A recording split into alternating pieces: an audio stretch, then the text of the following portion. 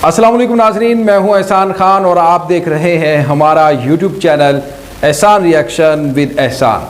Viewers, report में बात करेंगे एक बड़ी डेवलपमेंट के बारे में। बांग्लादेश में टूरिज्म डिपार्टमेंट ने 4 न्यू टूरिज्म सेंटर खोलने का कहा है। बड़ी खबर है और पद्मा ब्रिज से सुंदरबन की टूरिज्म को बूस्ट देने की उम्मीद भी जाहिर की जा रही है। फॉरेस्ट डिपार्टमेंट मजीद विजिटर को खुशामदीद कहने के लिए 4 नए सेंटर खोलेगा। व्यूअर्स, इस रिपोर्ट को आखिर तक जरूर देखें, आपको तमाम इंफॉर्मेशन मिलेगी। और आपसे यह भी रिक्वेस्ट है, अगर अभी तक आपने हमारे यूट्यूब चैनल एहसान रिएक्शन को सब्सक्राइब नहीं किया तो चैनल को सब्सक्राइब भी कर दें और बेल आइकन भी प्रेस कर दें और वीडियो को लाइक भी किया करें। कमेंट सेक्शन में आप अपनी फीडबैक से हमें जरूर आगाह भी किया करें। व्यूअर्स, रिपोर्ट में आगे बढ़ते हैं और आपको बताएं कि बांग्लादेश का तरक्की की तरफ एक और कदम। जी हां, पद्मा ब्रिज की वजह से एक और खुशखबरी आपको न्यूज पढ़कर सुनाता हूं। बांग्लादेश में सुंदरबन दुनिया का सबसे बड़ा कुदरती नेचुरली मैंग्रोव जंगल पद्मा ब्रिज की वजह से विजिटर, जी हां, टूरिस्ट की बड़ी तादाद, बड़ा नंबर आने के लिए तैयार है, जिसने साउथ वेस्टर्न इलाके के एरिया के मशहूर विजिटर सियाहती मकाम को यानी टूरिज्म सेंटर को मुल्क के बाकी हिस्सों के करीब लेकर आया है। टूर ऑपरेटर्स और फॉरेस्ट हुकाम के मुताबिक इस एरिया का सफर हमवार और तेज होगा। फॉरेस्ट डिपार्टमेंट पहले ही जंगल के करीब 4 नए इन्वायरमेंट सेंटर खोलकर विजिटर को खुशामदीद कहने की तैयारी कर रहा है, जो बांग्लादेश और नाज़रीन कराम हिंदुस्तान में वेस्टर्न बंगाल मुश्तरका है। विजिटर को अब बागेरहाट के जंगल और उससे जुड़े एरियाज यानी इलाकों मोंगला तक बराह रास्त सड़क तक रसाई हासिल होगी। सुंदरबन के डिविजनल फॉरेस्ट ऑफिसर, जिनका नाम मोहम्मद बलीद हुसैन है, उन्होंने कहा कि नए सियाहती मराकज यानी न्यू टूरिज्म सेंटर चांदपाई रेंज के अंदर मांग सनकोला रेंज में, अली बंदा सतखेरा रेंज में, शेखर टैक और सुंदरबन इको टूरिज्म प्रोजेक्ट के तहत बनाई जाएंगी। व्यूअर्स, इन मराकज में, इन सेंटर में विजिटर के लिए food trailer, public toilet, watch tower और वॉकवे बनाए जाएंगे। गैर तरक्की याफ्ता कनेक्टिविटी की वजह से बहुत से विजिटर ने सुंदरबन आने में इंटरेस्ट शो नहीं किया था, लेकिन जैसे ही पद्मा ब्रिज की ओपनिंग हुई है, पद्मा ब्रिज खुलने के बाद, नाज़रीन, पद्मा सेतु खुलने के बाद मंजरनामा बदल गया है, सारा सिनेरियो चेंज हो गया है। उम्मीद है, ये एक्सपेक्ट किया जा रहा है कि मजीद टूरिस्ट विजिटर जंगल की सैर की तरफ आएंगे।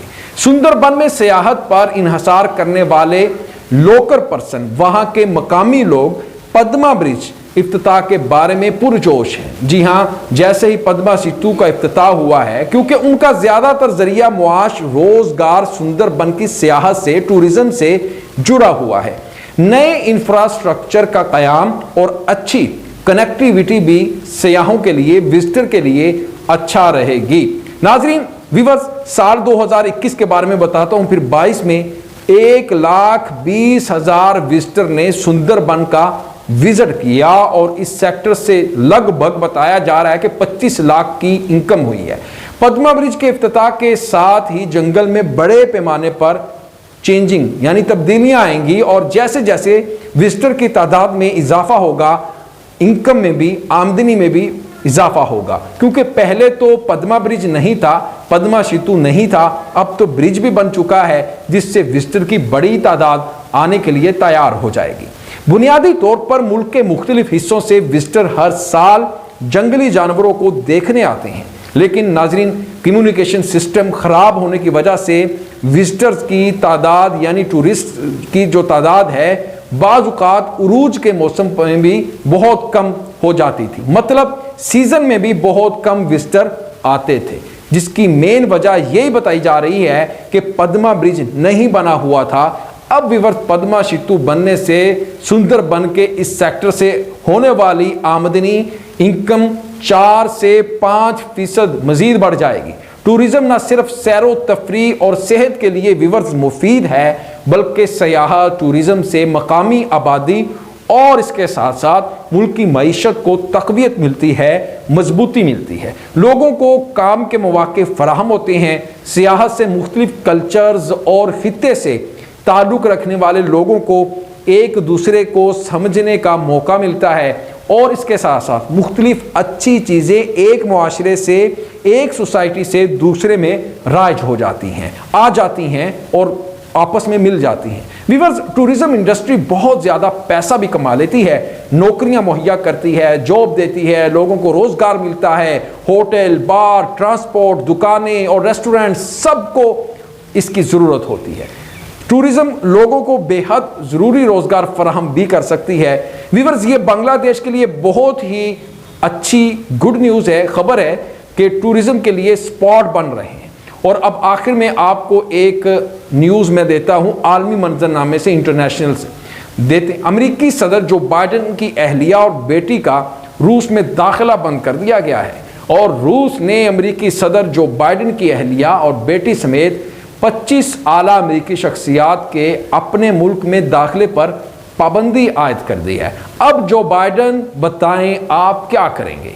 ये रूस है, ये जवाब देता है, रिटेलिएट करता है, चुप करके नहीं बैठ सकता, क्योंकि इससे पहले अमेरिका ने भी रूस के अहम बड़े लीडरों पर पाबंदी लगाई थी। अमेरिका की जानिब से रूस की सियासी और अवामी शख्सियात पर तसलसल से लगाई जाने वाली पाबंदियों के रद्द अमल में उसके जवाब में रिएक्शन में 25 अमेरिकी शहरियों को स्टॉप लिस्ट में शामिल किया गया है। व्यूअर्स, ये रिपोर्ट आपको कैसी लगी है, इसके बारे में आपने फीडबैक ज़रूर देना है और कमेंट सेक्शन में हमारी टीम को आपके फीडबैक का बहुत ज़्यादा इंतज़ार रहता है। इंशाल्लाह नेक्स्ट वीडियो में आपके साथ एक बार फिर मुलाकात होगी। तब तक के लिए मुझे दें इजाज़त। अल्लाह हाफिज़।